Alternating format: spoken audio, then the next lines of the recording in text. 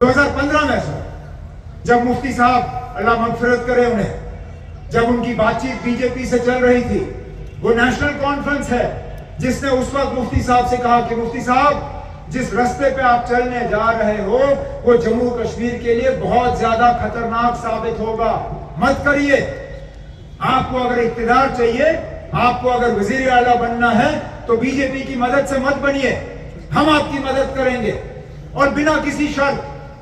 हमें कोई मिनिस्ट्री नहीं चाहिए, हमें कोई चेयरमैन नहीं चाहिए, हमें कोई राज्यसभा नहीं चाहिए, हमें कोई एमएलसी नहीं चाहिए। हमारी एक ही गुजारिश होगी कि मेहरबानी करके इन बीजेपी वालों को आप मत बुलाएं, क्योंकि इससे सिर्फ तबाही और बर्बादी होगी और कुछ नहीं होगा। लेकिन उन्होंने हमारी बात नहीं मानी। 15 में उन्होंने पीडीपी ने बीजेपी के साथ हाथ मिलाया, जो हुआ सो हुआ। 16 में बिल्कुल यही हुआ।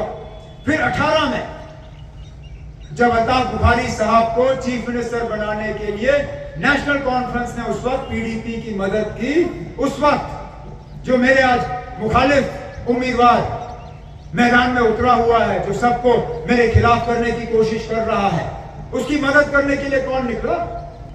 उनको चिट्ठी देने के लिए कौन आया? उनको वजीर आला यहां बनाने के लिए किसने जो है गवर्नर साहब को चिट्ठी लिखी? यही बीजेपी वाले, यही नागपुर वाले।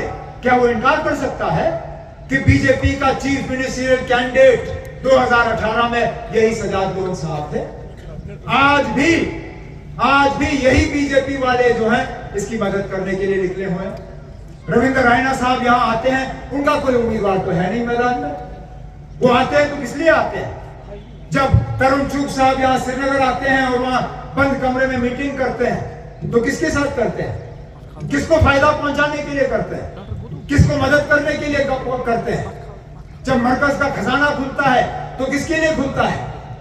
आखिरकार इन सवालों का इनको जवाब देना होगा। जिस तंजीम ने इस मुल्क में नफरत और जहर मुसलमानों के खिलाफ फैलाने में कोई कसर बाकी नहीं रखी, उस तंजीम से ये लोग जो है अपने आप को अलग क्यों नहीं करते?